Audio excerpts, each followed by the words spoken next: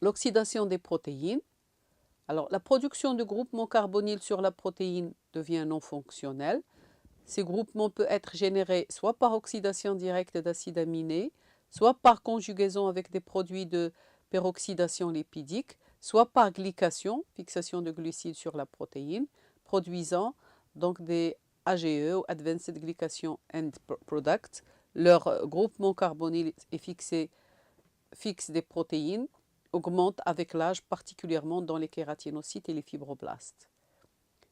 Ici, donc, on montre donc la réaction de Maillard qui permet au glucose de se fixer sur l'hémoglobine pour former l'hémoglobine glyquée, sur l'hémoglobine A1C en particulier. Donc là, le glucose s'approche, étape 1. Et puis après, il va former une base. Donc là, il se fixe. C'est une base de chiffres. Et puis après, la réaction de Gomori montre l'Amadori product. Lorsqu'il se fixe, là, le glucose se fixe, c'est l'hémoglobine devient glyquée, se fixe de manière donc irréversible.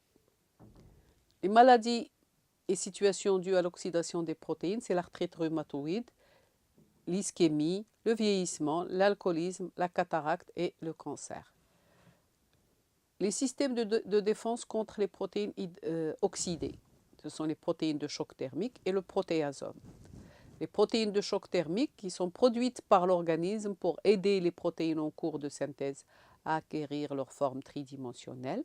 Ils permettent aussi de rétablir cette forme tridimensionnelle des protéines lorsqu'elle est détériorée par des agressions, choc thermique, stress ou autres. Ils sont appelés HSP, de Head Shock Protein. Il y a diverses HSP, 30, 60, 70, 90, en fonction de leur poids moléculaire. La sécrétion des HSP diminue naturellement avec l'âge. Ici, vous avez la HSP qui, en haut, dans le schéma en haut, permet donc de plier la protéine et de l'aider à acquérir sa forme tridimensionnelle. Donc après un choc thermique, là, la protéine peut perdre sa forme tridimensionnelle, alors les HSP reviennent pour la rétablir dans le cas normal. Le protéasome, lui, dégrade les protéines qui sont défectueuses. Voilà le protéasome. Donc il est constitué par plusieurs éléments.